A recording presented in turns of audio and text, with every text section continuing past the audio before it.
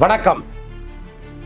நடிகரும் தாவேக கட்சியின் தலைவருமான நடிகர் விஜயோடைய மனைவி சங்கீதா அவர்கள் நேற்று செங்கல்பட்டு நீதிமன்றத்தில் நடிகர் விஜயோடு இனிமேல் வாழ முடியாது, எனக்கு விவாகரத்து கொடுங்க அப்படின்னு சொல்லி ஒரு மனுவை தாக்கல் பண்ணியிருக்காங்க.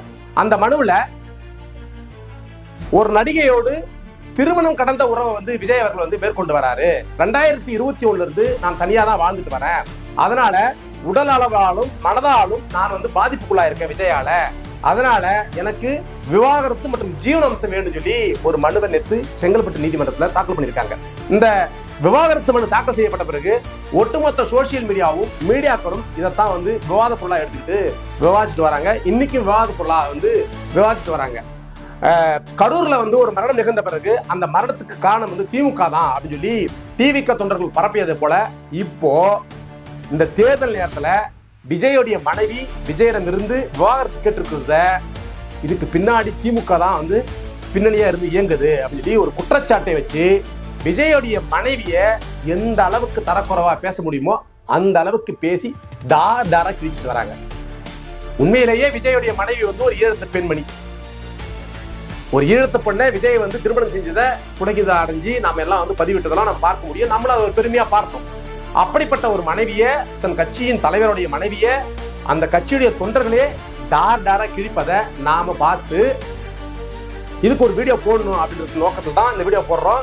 ஒரு தனிப்பட்ட ரெண்டு பேருடைய வாழ்க்கையை நாம பேசக்கூடாது, அதெல்லாம் ஒரு பேசக்கூட ஆக்கக்கூடாதுன்றதுல நம்ம உறுதியா இருப்போம். ஆனா டிவிகேவுடைய தொண்டர்கள் இன்னைக்கு பேசிட்டு வர்ற அந்த முறையை பார்க்கும்போது நம்ம ஒரு வீடியோ போட்டே ஆகணும் அப்படின்றதுக்காக தான் இந்த வீடியோ போட்டிருக்கோம். வாங்க வீடியோக்குள்ள போவோம். 1000 தங்கச்சி இருக்கிறோம், 1000 அக்கா இருக்கிறோம், பொண்டாட்டியா கூட இருந்துட்டு போறோமே, எங்க தளபதிக்கு நாங்க நிப்போம், யார் வேணா போட்டுட்டு போ.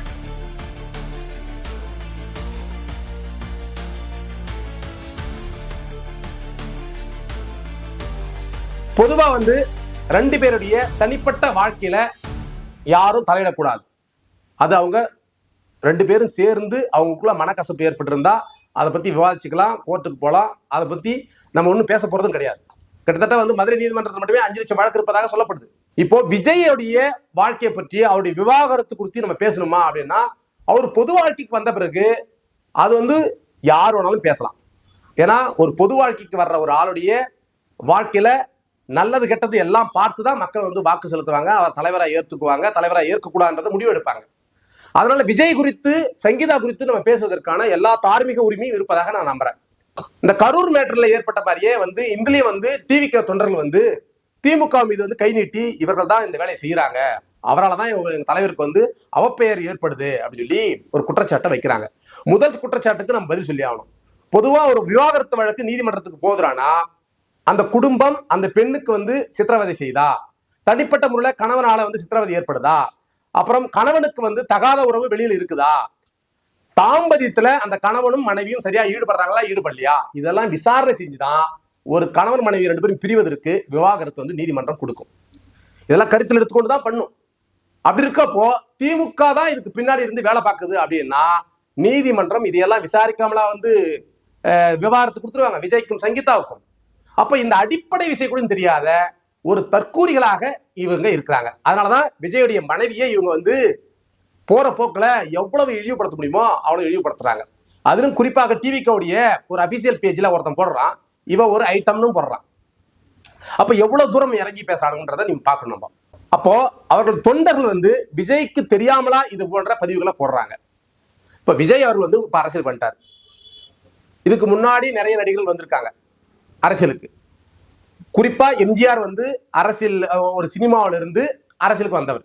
எம்ஜிஆர் அவர்கள் கிட்டத்தட்ட பாத்தீங்கன்னா ஆரம்ப காலத்துல ஒரு காங்கிரஸ்ல இருந்து பிறகு திமுகவுக்கு அப்புறமா அதுல கொஞ்ச காலம் பணியாற்றி திமுகவில் இணைஞ்சி திமுகவில் பணியாற்றி பிறகு திமுகவில் எம்எல்ஏ ஆகி அப்புறமா தான் புதிய கட்சியை கட்டி அவர் அந்த கட்சியுடைய முதலமைச்சராக ஆனார். இப்ப கருணாநிதி பல கட்ட போராட்டங்களுக்கு மத்தியில உழைச்சி அப்புறமா தான் தமிழ்நாட்டு முதலமைச்சர் ஆனாரு. அதே போல எம்ஜிஆரோடு இணைஞ்சி பயணிச்சு அதன் பிறகுதான் ஜெயலலிதா அவர்கள் ஒரு கட்சியிலுடைய தலைவராகி அப்புறம் முதலமைச்சராக ஆனார். அதே போல தமிழ்நாட்டின் கடைகோடியில் இருக்கிற மக்களுடைய பிரதிநிதியா அண்ணன் திருமாவளவன் ஒவ்வொரு கிராமமாக பேசி அந்த மக்களை அணிதிரட்டி இன்னைக்கு ஒரு கட்சியின் தலைவராக மாறி இருக்காரு. அதே போல திண்ணை பிரச்சாரத்துக்கே பேர் போன பாமகவின் ராமதாஸ் அவர்கள் ஒவ்வொரு கிராமமாக போய் நடைபயணமாக போய் அவர் அந்த மக்களை சந்திச்சு அந்த மக்களுடைய ஆதரவை பெற்று இன்னைக்கு ஒரு கட்சியின் தலைவராக மாறி இருக்காரு. வைகோவாகட்டும், இன்னைக்கு அண்ணன் சீமானாகட்டும், சீமான்லாம் பல மணி நேரம் மேடைகள்ல பேசி தொண்டை தண்ணி வத்தி போகிற அளவுல பேசி இன்னைக்கு இவ்வளவு பெரிய தொண்டர் படையை உருவாக்கி இருக்காரு. ஆனா இது எதுவுமே அரசியல்ல உழைக்காம மக்கள் இவ்வளவு பெரிய செல்வாக்கை நடிகர் விஜய் அவர்களுக்கு கொடுத்திருக்காங்க. அவர் போகிற இடமெல்லாம் மக்கள் பெரும் கூட்டமாக வராங்க. அப்படி வருகின்ற மக்களுக்கு உண்மையும் நேர்மையுமாக விஜய் இருக்கணுமா இருக்கக்கூடாதா? ஒரு மக்கள் ஒரு தற்கூரி கூட்டமா, இன்னைக்கு ஒரு பெரிய கூட்டமா, ஒழுக்கம் இல்லாத ஒரு கூட்டமா, ஒழுக்கம்னா என்னன்னே தெரியாத ஒரு கூட்டமா இன்னைக்கு இவ்வளவு பெரிய ஒரு கூட்டம் இன்னைக்கு விஜய்க்கு நிக்கிறாங்க. அந்த கூட்டத்தை வழிநடத்துகின்ற நடிகர் விஜய் அவர்கள் ஒழுக்கமா இருக்குமா இருக்கக்கூடாது? ஒரு தனிப்பட்ட ஒரு நபர் அப்படின்னா விஜயை நம்ம யாரும் கை நீட்டி கேள்வி கேட்க மாட்டோம். ஆனா ஒரு கட்சியின் தலைவர், இப்ப நடக்க போற தேர்தல்ல ஒரு முதலமைச்சர் வேட்பாளர், அப்படிப்பட்ட நீங்க உங்க குடும்ப வாழ்க்கையை சரி பண்ணிட்டு வந்திருக்கணுமா வந்திருக்க கூடாது? ஏன் சரி பண்ணிட்டு வரல? ஆமா, எதிர்கட்சிக்காரன் உங்களை பழி தீர்க்க காத்துட்டு தான் இருப்பான், உங்களுக்கு எதிராக எந்த விஷயம் கிடைக்கும் அப்படின்னு காத்துட்டு தான் இருப்பான். அப்ப இதெல்லாம் கருத்தில் கொண்டு நீங்க என்ன பண்ணிருக்கணும்? முதல்ல உங்க குடும்ப வாழ்க்கையை சரி பண்ணிட்டு நீங்க பொது வாழ்க்கைக்கு வந்திருக்கணும். ஏன் செய்யல? அப்ப இன்னைக்கு இந்த விவாகரத்து இஷ்யூ வந்த பிறகு இன்னைக்கு அது பேசு பொருளாக ஆகத்தான் செய்யும். அப்ப பேசு பொருளாக ஆகுது என்பதற்காகவே உங்களை தொண்டர்களை வச்சு உங்க சொந்த மனைவியே நீங்க இழிவுபடுத்தீங்களா? நீங்க போகிற இடங்கள்லாம் சரியான கூட்டம் கூடுது. அப்ப கூடுகிற கூட்டத்துக்கு நீங்க வழி எடுத்துக்கிற அளவுக்கு நீங்க ஒரு மெச்சூர் பர்சனா இருக்கணும். யாரோ ஒருத்தர் ஸ்கிரிப்ட் எழுதி தரான், அந்த ஸ்கிரிப்டை நீங்க என்ன பண்றீங்க? ஒரு அரை மணி நேரம் படிக்கிறீங்க.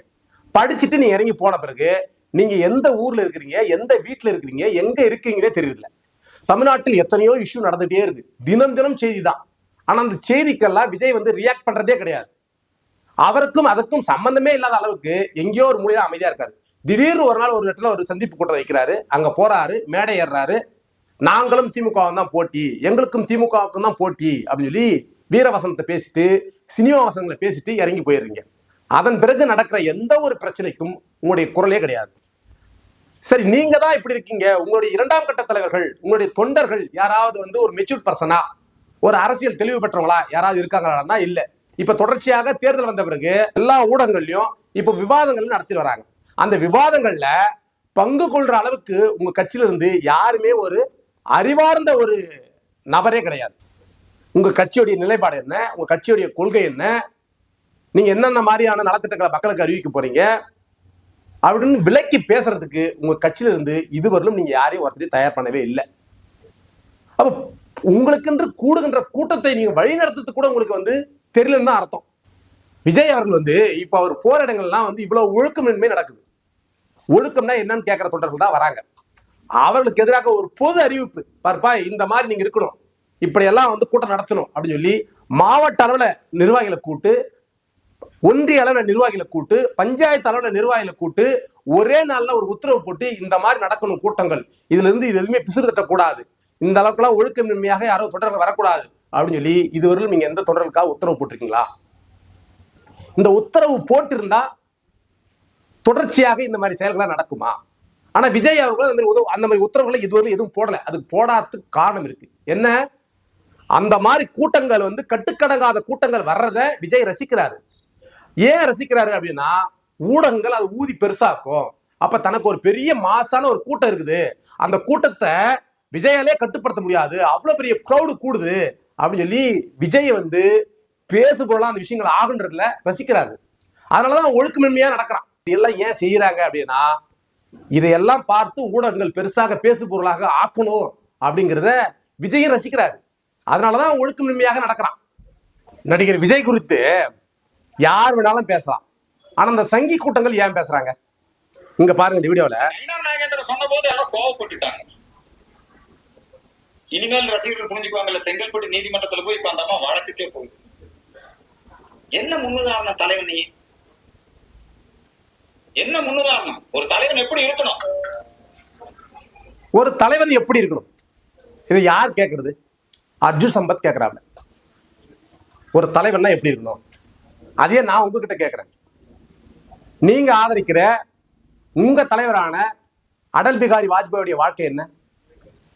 சுப்பிரமணிய சாமியுடைய வாழ்க்கை என்ன? இன்னைக்கு பாரத பிரதமராக இருக்கிற நரேந்திர மோடியுடைய வாழ்க்கை எப்படி இருக்கு?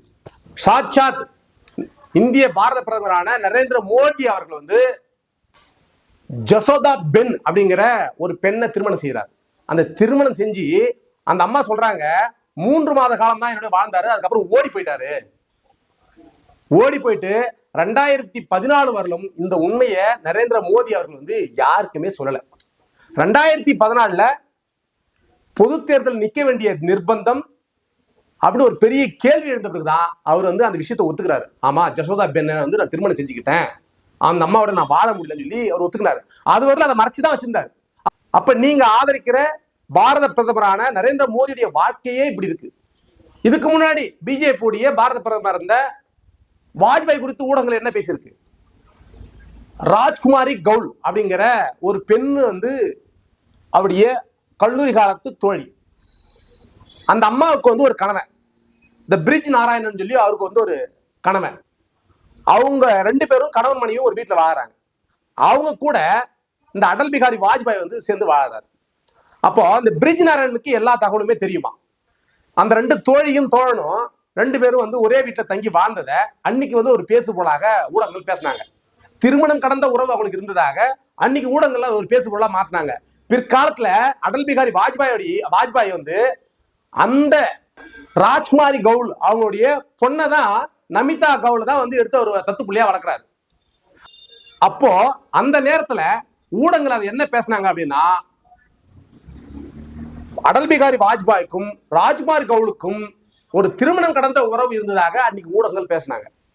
அப்ப இது குறித்து வந்து அர்ஜுன் சம்பத் என்ன பேச போறாரு? அப்போ விஜய் மாதிரி ஆட்கள் வந்து இன்னைக்கு பொது வாழ்க்கைக்கு வந்த பிறகு இந்த பிரச்சனையை தீர்க்காதனால இன்னைக்கு போற வரவெல்லாம் கண்டவெல்லாம் கை நீட்டி இன்னைக்கு விஜய் வந்து கேள்வி கேட்கிற இடத்துக்கு தள்ளிட்டாரு விஜய் நான் சொல்லுவேன். மனிதநேய ஜனநாயக கட்சியுடைய தலைவர் அண்ணன் வந்து இந்த தமீம் அன்சாரி வந்து சொல்றாரு. என்ன சொல்றாரு அப்படின்னா, விஜயோடைய கதை இதோடு முடிஞ்சுதான். நேற்று மாலை 5 மணிலிருந்து விஜயோடைய கதை முடிந்து போடுது, திமுக கூட்டணி 200 தொகுதிக்கு மேல வெல்லும் அப்படின்னு சொல்லி சொல்றாரு. எதை குறிப்பிடுறாருன்னா, தாவேகா திமுக இவங்க 2 பேருக்கு தான் இனிமேல் போட்டி அப்படின்னு சொல்லி ஊடகங்கள் பேசுனதாகவும், அதை விஜய் வந்து எல்லா மேடைகள்லையும் பேசுனதாகவும், இப்போ அந்த விஜய்க்கு வந்து ஒரு தொந்தரவு வந்துருச்சான். அதனால இனி நேற்று 5 மணியோட அந்த கதை முடிஞ்சு போச்சு, இப்ப திமுக கூட்டணி வந்து 200 இடங்கள்ல வெல்லும் அப்படின்னு சொல்லி அண்ணன் தமீம் அன்சாரி வந்து பதிவு பண்றாரு. நான் என்ன கேட்கிறேன் அப்படின்னா, நீங்க ஒரு சாதாரண ஒரு நடிகைக்கும் ஒரு கட்சியின் தலைவர், அதை புதுசா கட்சி கட்டிருக்காரு, அவருக்கும் ஏற்பட்டிருக்க அந்த கள்ள உறவாலதான் நாங்க 200 தொகுதி வெல்லுவோம்னா, இந்த 5 ஆண்டு கால உங்கள் ஆட்சியின் யோகியதை என்ன? 200 தொகுதி திமுக வெல்லும். எதற்காக? ஒரு நடிகைக்கும் ஒரு நடிகருக்கும் இருந்த உறவால 200 தொகுதி திமுக வெல்லும் அப்படின்னா, அப்ப மக்களுக்கு நீங்க எந்த நலத்திட்டங்களும் செய்யலையா? ஒருவேளை தாவேக்கா வந்து கட்சி தொடங்கலாம், நீங்க 200 தொகுதி வெல்லவே மாட்டீங்களா? அப்ப தாவேக்காவால தான் நீங்க 200 தொகுதி வெல்லுவீங்களா? அவ்வளவுதான் நீங்க வந்து மக்கள் பணி செஞ்சிருக்கீங்களா? இதெல்லாம் கேவலம் இல்லையா? நமக்கு ஒரு நடிகைக்கும் ஒரு நடிகருக்கும் இருந்த உறவை எல்லாம் நீங்க வந்து இன்னைக்கு ஊடகத்துல வந்து நின்றுக்கிட்டு அவங்களால நாங்க வெற்றி பெறுவோம் அப்படின்றது கேவலம் இல்லையா? அது அப்புறம் அந்த டிவிகே உடைய தொண்டர் படை அந்த காலத்துல வந்து எம்ஜிஆருக்கு ஏற்பட்ட மாதிரியே இன்னைக்கு எங்க தலைவர் வந்து விஜய்க்கு ஏற்பட்டிருக்கு. எம்ஜிஆர் வந்து வென்று வந்த மாதிரியே தடைகள் எல்லாம் தாண்டி இன்னைக்கு வென்று வந்த மாதிரியே எங்கள் தலைவரும் அந்த தடைகள் எல்லாம் வென்று தமிழ்நாட்டின் முதலமைச்சராக ஆவாரு அப்படின்னு சொல்லி இவங்க கதை விடுறத நம்ம பார்க்க முடியுது. எம்ஜிஆர் இருந்த காலத்துல இந்த மாதிரி சோசியல் மீடியா கிடையாது. என்னது ஃபேஸ்புக்கு, ட்விட்டரு, இன்ஸ்டாகிராமு, இந்த மாதிரி ரீல்ஸ் போடுற காலம் கிடையாது அந்த காலம். அன்னைக்கு எம்ஜிஆர் வந்து பண்ண கூத்துக்கள் எல்லாம் தவறுகள் எல்லாம் அன்னைக்கு படம் பிடிச்சி காட்டுறதுக்கு அன்னைக்கு சோசியல் மீடியா கிடையாது. அதனால எம்ஜிஆர்லாம் தப்பிச்சிட்டாரு. ஏன்னா நான் பதிவு பண்ண இந்த விஷயத்த பழனி பாபாவே பதிவு பண்ணியிருக்காரு எம்ஜிஆரை பற்றி. அவர் கடைசியாக அவர் மரணத்தை கூட வந்து பழனி பாபா வந்து கேள்வி எழுப்புறாரு. அவரோட இன்னைக்கு விஜய் வந்து ஒப்பிட்டு பேசுறாங்க. எம்ஜிஆர் காலத்துல சோசியல் மீடியா இல்லாதனால எம்ஜிஆர் தப்பிச்சு போனாரு. இன்னைக்கு சோசியல் மீடியா இருக்கிற காலம். இந்த காலத்துல நீங்க ஒரு பொது வாழ்க்கைக்கு வரீங்க, ஒரு அரசியலுக்கு வரீங்க அப்படின்னா நீங்கள் உங்க குடும்ப வாழ்க்கையை யோகியதையாக அமைச்சுக்கிட்டு வாங்க. ஏன்னா எதிர்கட்சிக்காரன் உங்களை வீழ்த்துவதற்கு காத்து கொண்டிருப்பான். உங்கள் மீது எந்தாவது ஒரு பிசிறு தட்டுமான்னு காத்துட்டு தான் இருப்பான். அதெல்லாம் எதிர்கொள்றதுக்கு நீங்க தயாராகி வரணும். நீங்க உங்க குடும்ப வாழ்க்கையே சரி பண்ணிக்கிட்டு நீங்க வர முடியலனா நாட்டை எப்படி சரி பண்ணுவீங்க அப்படிங்கிற கேள்வி உங்க முன்னாடி நிக்குது. உங்ககிட்ட க்ரௌட் இருக்குது, கூட்டம் இருக்குது. ஆனா அந்த கூட்டத்தை எப்படி வழி நடத்துவது, அவங்களுக்கு எப்படி அரசியல்படுத்துவது, அவங்களுக்கு எதிராக மக்கள் மன்றத்தில் இதுவரையிலும் விஜய் ஒரு செய்தியாளர் சந்திக்கல, அது செய்தியாளர் எப்படி சந்திப்பது, அப்புறம் தொலைக்காட்சி விவாதங்கள்ல உங்களுக்கான தத்துவம் என்ன, கொள்கை என்ன, மக்களுக்கு என்ன செய்ய போறோம், மக்களுக்கு என்னென்ன பிரச்சனை இருக்கு, சிக்கல் இருக்கு அப்படின்னு பேசுறதுக்கு கூட உங்ககிட்ட ஆட்கள் கிடையாது. அப்ப இவ்வளவு சிக்கல் டிவிகேவுக்கு இருக்கும்போது இதையெல்லாம் சரி செய்யாம ஒரு ஈழத்து பெண்மணி உங்களுக்கு மனைவி ஆயிட்டாரு, உங்க கட்சியின் தலைவருக்கு மனைவி ஆயிட்டாரு அப்படிங்கிற ஒற்றை காரணத்துக்காக அந்த பெண்மணியை கேவலப்படுத்தி அசிங்கப்படுத்தி இன்னைக்கு சோசியல் மீடியாவில் எழுதுவதையும் பேசுவதையும் நம்ம பார்க்க முடியுது. இதையெல்லாம் விஜய் அவர்கள் கண்டிப்பாரா அப்படிங்கிற கேள்வியோட இந்த வீடியோவை நம்ம நிறைவு செய்கிறோம். நன்றி, வணக்கம்.